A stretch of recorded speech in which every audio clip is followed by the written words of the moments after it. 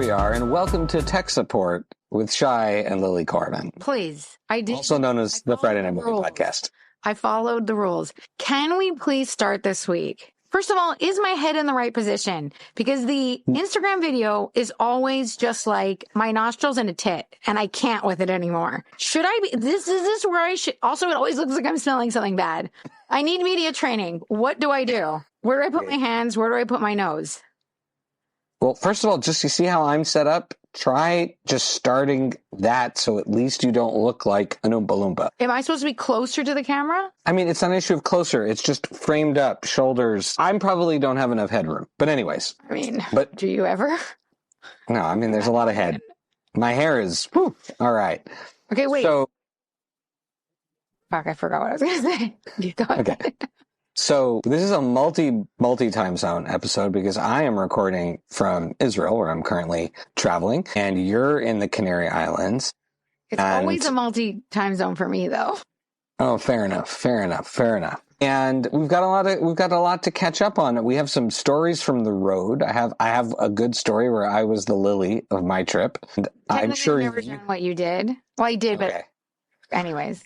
Okay. So we can start there, and then we can start talking about all the things you're watching, because you're watching a lot of stuff. That's good. I am, but shit, I was like so excited to say something. Oh, yes, I remembered. Before we start, can we please talk about my critic? Your critic. Which I am so inept. No, what's the opposite of inept is not good at something, right?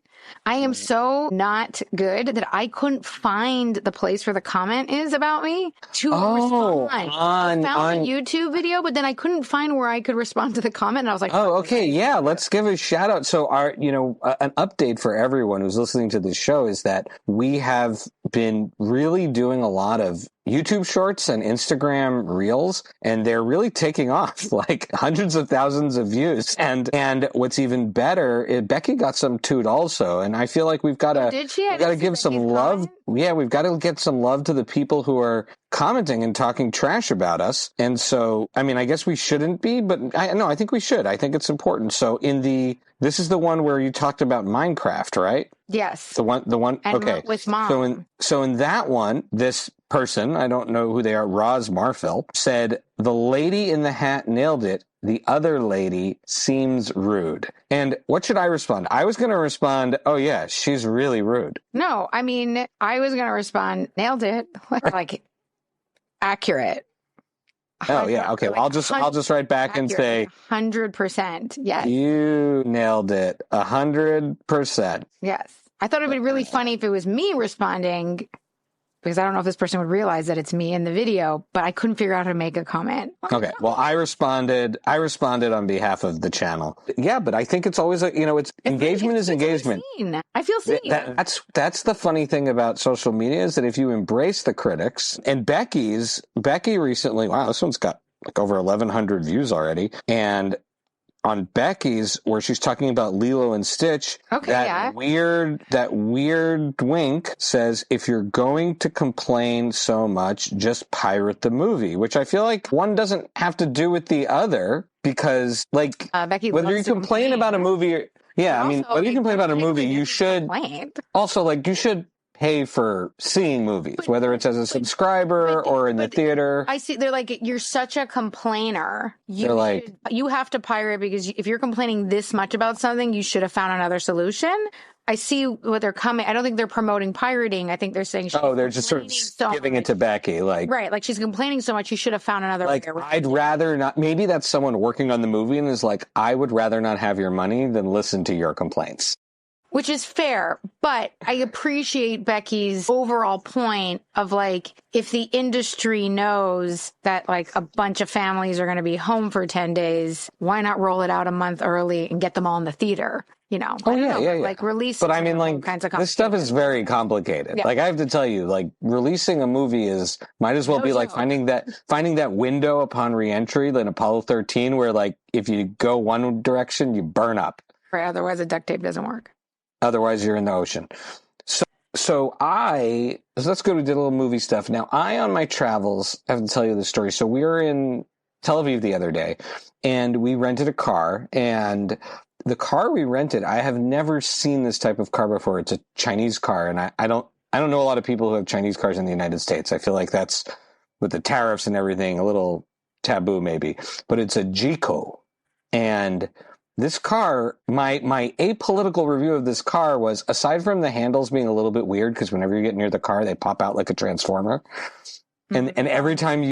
Like your algorithm. Every time you start the car, they wait a little bit till you start driving, and then they jump back in. So every time I drive the car, I hit the brake because I thought I hit something. Yeah. But it had cameras all around the top, lots of warning bells, a screen the size of an HD TV in it, right? It was a gas car or a hybrid maybe. I don't know what it was. Whatever. This car was a Jiku. And so we were driving it all. It was very new. We're driving all over Israel, and we get to Tel Aviv for this like amazing day. We walked on the beach. We took our younger daughter to the flea market.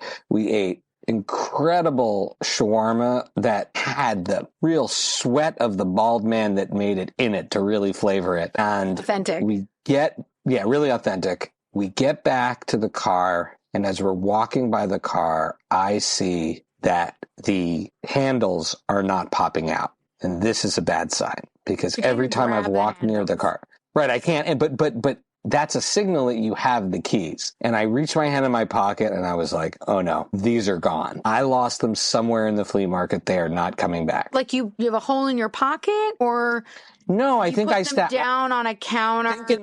I think I was sitting on a high top at the falafel at the shawarma place. I was very distracted by the shawarma. I waited so long for it, and there were people arguing online also. Oh my God. It was a very Israeli experience because there was a long line. Everyone was hungry. And I think I sat down and maybe I grabbed something from my pocket or whatever. I was on the high top and the angle I was at. On the floor. It must have. I think so. This thing should have like a sensor. You've lost your key. You know what? You know what Avis should also have? A backup key. They have no other keys for this car? So we get to the parking lot where I parked it, and I called. I'm sure your wife was loving this. I very quickly put my wife and daughter in a cab back to where we were staying. I needed to extract them from the situation. Man. It was not fair to them. It was hot. They were waiting for an amazing Shabbat dinner being cooked by Sarah Greenman. There was no way. Home cooked. I mean, stabbed you if you wouldn't let me get to that. Exactly. Dinner. So I just put them in a cab. I said, go home. And then I waited, and I talked to Avis. You weren't even wanting to go back to the restaurant. Like, you knew you did not abandon. It's on the other side. It's on the other. Like, I'm not getting this key back. Okay. You were just like not getting the key back. It's on the other side of the city. Now, could I have, while I was waiting, maybe taken a cab and gone back and like dug around in different places? But then maybe if you would have discovered the same result, you would have been really upset, and then had to. Well, and what if I miss? So the other part is that they sent like a dude to drive me a car from the airport to give me a new car. Because when I called them, they said, I'm like, great, can you send the spare over? They're like, oh no, the previous guy lost the spare. Maybe it's a Geico problem. Avis. No, the brand of the car. What is it? Oh, Jico? No, maybe it is. I don't know. It's like not a shape that stays in pockets. It's very losable. Okay. It's like an old flip phone. Well, yeah. Also, I learned a lesson that I just have to put my key in my zip pocket instead of my regular carry pocket. A purse or backpack. Yeah, Allie doesn't always like me to give her stuff. Anyways, it's not her fault at all. This is 100%. So it's because Allie doesn't like you. Just taking away the lesson. It's because Allie doesn't like you putting schmutz in her elegant purse. That's why the key was lost. Gotcha. Just double checking. In any event, these two lovable schmendricks show up, and one of them is in the Avis car and the other one is in the new rental car. And I was very upfront by saying, hey, look, I got to get to this dinner. I can't be stuck here. Can you please get me just whatever's available? They really took that seriously. I got another car called a Cherry. Never heard of it before. Not Chevy, but it's like spelled like Chevy, but there's an R. It's like the Temu version of a Chevy. Amazing. And I picked it up and I asked the guys, because my car was in a parking lot, do you need me to pay the parking before you leave? Because they have to bring a tow truck to go pick up the car. And it's got to go in and out of the parking lot. They're like, no, it's fine. Because think about it. The tow truck has to come. It has to go in and out of the parking lot, right? So it's going to have to pay for parking, much less than I'm going to have to pay for having lost the ticket. So I get 15, 20 minutes away from the parking spot, and a very nice lady from Avis calls me and says, sir, we need you to go back. And I'm like, what do you mean you need me to go back? We need you to go back and pay for the parking. And I was like, What do you mean? I asked them. And she says, well, they're going to have to pay for it from their own money if you don't go back. So can you just please go back? And I was like, yeah. So I had to, and I was being nice. So I drove back. Also, like, I don't know how much they're going to charge me for all this. So I drove back, but the tow truck wasn't there. So what was I going to do? Stay there all night for the tow truck? They already gave me the new car. So I just took a picture of the guy smiling with the cash. That's the equivalent of leaving the parking lot with a lost ticket, because the ticket's locked inside the car. You always take the ticket with you and you put it in your wallet. I never take the ticket with you. It's a total scam. That's a good way to lose your ticket. Always take the ticket Never. with me. No, that's how you crumple your ticket. I put it in my wallet and then I pay on the way to the car. Oh, because in the U.S. you can pay in your car on the way out. Not everywhere else. Here you can too. Everywhere you can. It's a scam. No, not here. There's always a credit card machine at the exit. No. There's always a credit card machine at the exit. No. Sorry. Okay. Well, whatever, I think that the pay at the machine is a scam. I always leave my thing in my car because I brought it out and lost it, and then I got to pay the whole thing. But I think we learned a lesson today. I think we did. So that's what's happening to me. I haven't had time to do a lot of watching new things. Like, it's not lost. It's right there. It's in the car. Yeah, I took a picture of it. This is the best. How late were you for dinner? No, I got there on time. To Avis's credit, they got me that car within 2 hours, and I was in time for dinner. Is it red? Cherry? The car? Yeah. No. The cherry is black. Okay. I don't think that's like the... It's like I don't know. Anyways, and that car sucks compared to the other one. So I also was, I got a punishment. So how about you? What have you been up to, and what are you watching? I'm not making light of this, but on Monday, I don't know if you guys have seen it on the news, and it's still going on. There was like a countrywide, like Spain and part of Portugal had complete power outages. And do they have the same power grid? Do they they're like other countries in Europe? I think France was affected. The south of France was affected. And now they're saying that more countries in Europe are affected. Is it because Portugal is the new hot place to travel and all the Americans are plugging in their plugs at the same time? I don't know, but I'm too stressed out to Google this, but apparently other countries in Europe too. And it has something, they don't know the cause. That has something to do with the grid or I don't know, whatever. But because I'm in the middle of nowhere, not on their grid. Technically, I'm not in Europe. We were okay on Monday. And so we weren't affected, which was great. And I was pretty chill. And then we lost all communications, all cell service, internet, no calling. I always say I should get a sat phone. Shai, I went to the small mom and pop shop electronics store. And tried to buy a sat phone? I tried to buy a sat phone today. And they were like, sorry, what? And I was like, like a satellite phone, like the spies have in movies. And he's like, oh, I know what you're talking about. He's like, we don't sell those here. And I was like, okay, but you could. And he was like, those are very expensive. And I was like, but you know what? When cell phones originally came out, they were super expensive. Now everybody has them. You know that original cell phone that was $1 billion? I was like, well, had a probably what sat phones are to us now. In a few years, everyone's going to have one. The way that everyone has whatever, any, an iPhone's expensive, but there's plenty of cell phones out there that aren't that expensive. And he was like, no, that's true. They're just giving cell phones away for free. And I was like, exactly. So conceivably, and he was like, no, conceivably everything should be on a satellite because the way things are going. And I was like, you're speaking my language. He goes, you know what I can sell you? And I was like, what? And he's like, an analog landline phone. You know what I did? I bought it. Because had there been a power failure and all communications down, I would have been able to call the US, call you guys on my non-electric. But do you even have a wire for it? Our house doesn't even have a wire. Yes, a landline phone now is an internet phone in the United States, basically. There's no... You're right. It plugs into my router, right? Yeah. It plugs into my router, not into my wall. He just sold you. Yeah, nobody has... I mean, maybe some people have the old phone lines, but those are... But it's a good point. Shit. Okay, I didn't open it. It was $20. Anyways, the point is that I started to get, when I lost communication, I started to get very nervous and going to dark places because it made me very nervous. But also I figured we were going to have a power outage was the next stage. And I was the opposite of Shai. I don't have bottled water. I barely have, batteries are strewn all over my house. I have no flash. Kids have destroyed, I got a lot of batteries. I opened and looked at all the flashlights. So I have no working flashlight in my house. And I like freaked out. First of all, I got my car and I drove to the mall. We have and I multiple of those Jenny bags. We have multiple of those emergency Jenny bags, the big orange emergency bags. What's that? I don't know, because I've never looked inside them, but they're emergency bags. Shit, I need to get one of those now. Anyways, I tried to drive to the store to buy a Starlink. That's it. They were like, so no. You're going to a bunch of stores with no power? No, power to buy Starlinks?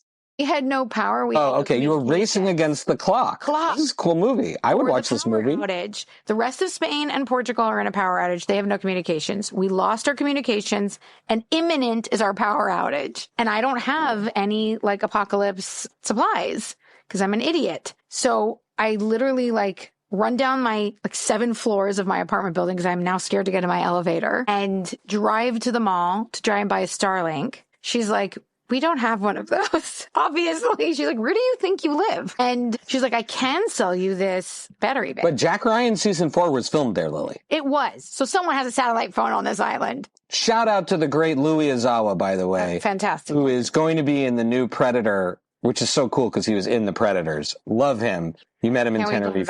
He was in Jack Ryan 4. He's been on the show. Season 4. I know, he's been on our show. I can't wait to have him back. He's so awesome. He's so awesome. So anyways, long story short, I was going to buy the battery bank and some water, but I had no cash because no credit cards were working. So then I went to the ATM. Anyways, it was a whole thing. Wow, this is some serious apocalypse stuff you were going on. Well, I was on line at the ATM because all the ATMs were down except for one was working. I don't know why. One? And the best is that here everybody was like, but is that your bank? Because they would charge you a commission. And I grabbed a woman by the shoulder and I was like, bitch, I will pay the €2. I just want to be able to get cash. And she's like, but you don't go to that bank. What are you going to do? I was like, I'll just pay the €2 it charges me. I was like, these are dire straits. And she's like, I was the only one that was stressed. So I went to not my bank, paid €2 for the commission, got some cash, went to the supermarket. That would be very controversial in your town. I'm running to the mall, to the supermarket of the mall to get are you okay? Mm-hmm. Yeah. To get suspense and the batteries and everything. And I see a woman in the mall, because there's people in the mall. It's 9:00 at night. Mall's open till 10. And I see a woman on the phone, she's having a conversation. And I I was in an apocalypse movie. Everybody else was chill. And I run up to her and I'm like, I told my therapist this today. And she was like, oh God. I run up to her and I was like, how are you talking to someone? How are you on the phone? And she was like, oh, the mall has free Wi-Fi. It's working. I don't know. It took me 4 attempts and I may have had to rejoin Facebook, but I got on the mall's Wi-Fi. Communicated with our family because I was worried. I didn't show up to. I was very confused. I was busy doing something else, and everyone was like, "Oh my God, you can't talk to Lily." Blah blah. I'm like, "What do you mean she's messaging?" I was in the mall and I messaged. I was like, "I didn't show up to the meeting. You're not going to be able to talk to me. You're not going to be able to find me. You're going to think something happened." I was very worried that you guys would be worried. I got on the mall Wi-Fi. I communicate with the family being like, we're okay. We still have electricity. We don't have any cell service or internet. Once I leave the mall, I have no communications. Becky just writes, buy all the batteries and water. So I did. Wait, this is coming. I get the batteries and water and I got 2 big rolls of paper towel. I don't know. I was like, maybe I'll need them in an emergency. So I got 2 rolls. No, very smart. In the United States, someone said the word COVID and all the toilet paper disappeared in one shot. So the line is very long at the supermarket. But I noticed that everybody's just buying their groceries and it's long because everybody has to pay in cash. And I guess people then realize they can't pay with the card. So the line is long. I'm the only one with card. My card is the only card that looks like the apocalypse. You're the only person in the doomsday card. Yeah. Everybody else is chill. But I'm very just stressed because now I told my nanny I was running out to buy water and it's been 2.5 hours and we can't communicate with each other. And so I just want to get home. I want to get the supplies. I want to get home. I want to just see what the fuck's going on. So I'm loading all the stuff, all the batteries, all the stuff on the cart. And she goes, you got 2 paper towel rolls. You get a 3rd for free. And I was like, it's so far. These are a Walmart size store, right? I was like, oh, I don't know. I'm at the 8 number cash 8. I don't know where I was like, don't worry about it. She's like, no. Please go get your 3rd roll. There's 40 people behind me in the line. And I was like, I know you guys are in no rush in Spain, but I'm willing to let it go. No, I don't but want to make these people wait. People love a deal where you live. I'm not surprised. Gosh, she's like, please go get the roll. It's like, fine. I go back into the aisles to try and find the roll. I can't find it. I come back and she's like, you didn't bring the roll? And I was like, lady, I can't find it. I just want to go home. And she's like, should I go for you? I was like, ring me up. Oh, leave the role behind. They're going to report you. They're going to be like, there's something strange about this lady. There's a free paper towel roll, and she didn't take it. Maybe you say you can have it, offer it to her or someone. I should have said she could have taken it home. Anyways. Well, then I feel like this deserves just a slight aside on some gems in the apocalypse genre that we've seen. Like, there's obviously the classics, like the big classics, Night of the Living Dead, etc. But this makes me think of one, Diani and Devine Meet the Apocalypse, which is such a wonderful comedy from Gabe Diani and Ed Devine, has Janet Varney, has Jonathan Silverman, has a whole bunch of other awesome cameos. And Monday felt like a version of like that comedy of errors of just like, but it was just like that scene where they're packing the car for the apocalypse. Shai, this makes me think of that.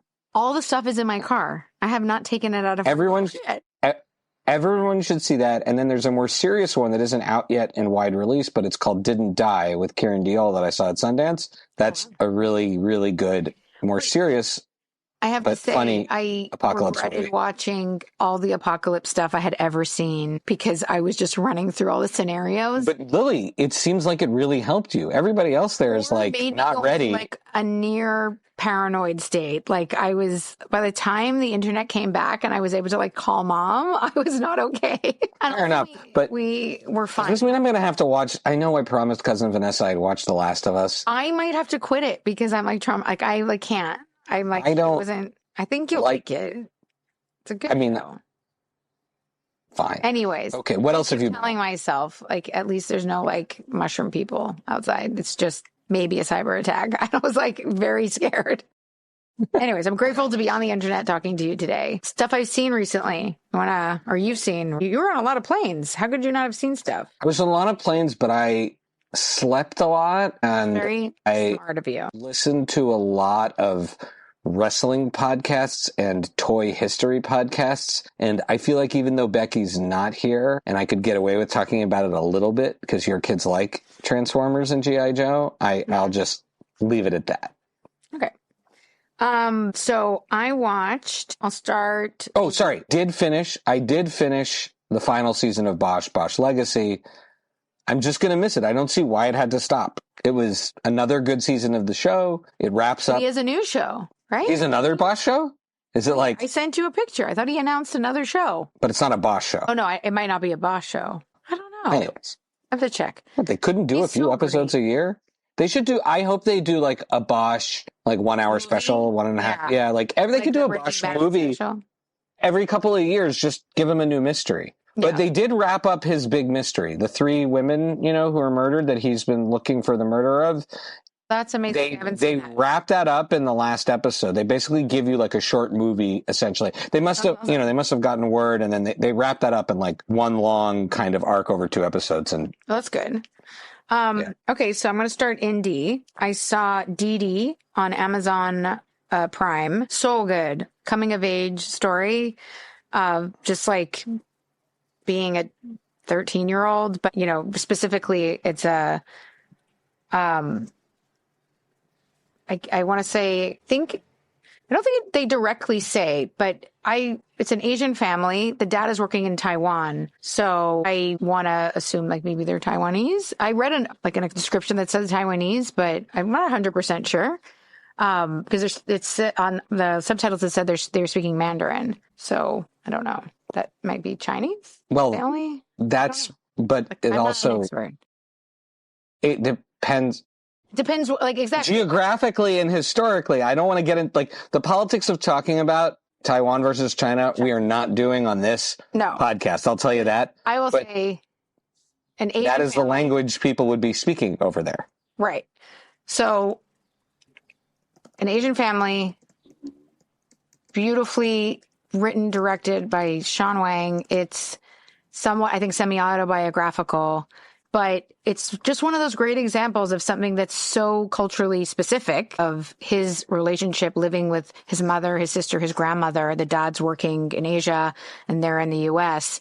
And, the food, the language, so much of it is not in English, but it's like also very universal of what it's like to be 13 and not know what the fuck you're doing and just trying to be cool and trying to find your way and your path and friends and girls or romance or whatever and high school. And it's just really, and also the relationship of being a teenager with your mom and like that. It's just really beautifully done. And it won Sundance and I'm like, bravo. I thought that it's awesome. A beautiful film to have. That's awesome. I haven't seen it, but everything I've heard about that movie, it's great. It's been sitting in my queue for the longest time. It's beautiful. I'm going to watch it on the flight home. It's great. It's got some funny moments. I think it's just excellent. I saw on one of my flights recently, My Old Ass, which I think is an unfortunate maybe title for the movie. Allie saw the movie and said it was more serious than she expected, but she said it was very good. It was very good. Definitely more serious. It's also funny. It's more like a romance than I thought it was going to be. It has like a little bit more of like a love, not so much romance, but like maybe a love story component to it. Between her and herself? No, the girl that is the young girl that's sort of like, navigating a summer romance or whatever. But it's not like a buddy comedy where the older version of herself, Aubrey played by Aubrey it's not Plaza, like Big or one of those Freaky Friday body swap kind of thing. Exactly. That's what I think those trailers made you think it was, but it's actually not at all. So it's more of a coming of age story, I would say. The ending catches you by surprise, also very beautiful. And the actress that plays the like teenage girl, the young Aubrey Plaza won the Sundance like newcomer for actors award, which is a big deal. And Margot Robbie's company produced it. So it's like, I thought it was going to be like a Freaky Friday, but has more depth than that. Thought it was pretty good. Then I got pretty sick, like maybe COVID or a flu, I don't know. And I was just like laid up in bed. And Becky gave me a great Rex RX, like a great prescription recommendation for being sick in bed, which was Molly and Max in the Future. Oh, I've heard that. I've been saving that for a long time. It's a lot of fun because it's basically like a rom-com, but in this like futuristic world. And so much of the movie is green screen and like practical effects for space. And it's like practical effects in front of a green screen. So they have like a spacesuit, but they're standing on a green screen. Yes. Or they're in a spaceship that's built, but like flying through space is a green screen. Got it. Okay. Well, that's a lot of movies are made that way. But it's like very DIY. Oh, okay. Got it. Okay. That's cool. That's really cool. It's leaning into the like practicality and DIY of it. That's really cool. I love that. It's a fun part of the humor of the movie. That's really cool. I love stuff like that. There's some really great lines in the movie. Yeah, there's just some great lines in the movie. That was a perfect like sick day movie or airplane movie, or if you're just hanging out. I thought it was really funny and creative. And I want to say that's also Prime. And then we watched the new Soderbergh movie, Black Bag. I think that was Apple, with Cate Blanchett and Fassbender. And it's like, that one, I almost watched it a couple of times, but then I was like, it looks kind of mopey. And I wanted like a Mr. and Mrs. Smith, and it looks more like a marriage story. And you know how I feel about not a marriage story. Their marriage is not, it's not a marriage story. It's a spy movie. It's a spy movie with like a lot of other relationship stuff. There's like a bunch of spies, but they all are in relationships with other spies. So the like mystery is convoluted between couples. Okay, that's interesting. Is it fun? It didn't look fun. That was my issue. Fun is not the word I would use, but it's not like depressing or... What's funny about it is that it's like a lot of mental gymnastics for, in the end, what is like a pretty, classic sort of spy twist. I'm like, okay, this was written a lot harder than it had to be written. And there's a lot of like innuendo. And I'm like, well, I think if everybody had just had a real transparent conversation on the first page of this movie, could have avoided all of this, but... It was one of those directed by George Lucas memes. It's such a pleasure to watch these people though. So like, whatever. Yeah, it's great actors. It's also it's like an hour. Like Soderbergh, that guy knows how to make a movie. Yeah, it was fine. That's great. It's great. I think it's a fine, like Saturday night movie if you want to watch like a spy movie. That's fun. It's not like blow it up action, but it's not, what was that movie we watched with Mom? Not Twisters, the other one with Cameron Diaz. Yeah. Back in Action. Love that. It's not like that, but it's also like not depressing or anything. No, I can't. I hope there's a Back in Action too. I'm sure there will be. I hope so. Oh, Cameron And I Diaz. have to just say, like, Becky's not on, so this is a shout out to Becky. Love on the Spectrum season 3, the American version. I am here for it. It's so good. So good. I love that show so much. It's like such a beautiful show. What else do you have cooking? I feel like I gave you a lot. Okay, no, you did give me a lot. I have one more big shout out coming, which is a movie we reviewed a while ago and we did an interview on called Don't Tell Larry. Yeah. Directed by Greg Porper, who's become a good buddy, as well as John Shimke. But it stars Patty Guggenheim, who most people will know as the influencer character on She-Hulk, but is a hilarious physical comedy, lead comedy actor. She's so funny in this movie. It has Ed Begley Jr., which was such a cool cameo, and we got to interview him, which was so cool. Nicest person. Such a nice guy. Oh my gosh. Dot Marie Jones, and then Keel Kennedy as the Larry character. And the premise of this movie is essentially there's that weird person at work, that person that makes you uncomfortable and you can't put their finger why, so you don't invite them to the office thing that you're going to do. Everything unravels as a result of it. Oh, and Kenneth Mosley is hilarious in this movie. The scene with the funniest use of a sweater ever in a movie. This movie is coming out so Don't Tell Larry. It's coming out on June 20th in theaters. And this is a great independent movie. It's such a throwback to like the dark 90s humor, and the guys who made it like love movies and just know how to make something entertaining. And I just think it's a lot of fun, and I hope people go see it. So big shout out to Greg and everybody who made Don't Tell Larry. And also Patty Guggenheim is so damn funny in that movie. I hope maybe they're, I don't want to, no spoilers, but I'd love to see more in the Larry verse is the best way I'd describe it. More from and it's great to see movies that, like, we get to see, we're lucky to see some stuff early and then get to see them like find a path. Cause like we started the podcast off saying, it's not easy to make a movie and then have people actually see the movie. Yeah. And we do tell people about movies and then they come out a while later and now we're just reminding you that we love those movies. Okay. All right. Well, have a great week. Love you. You too. Bye. Bye.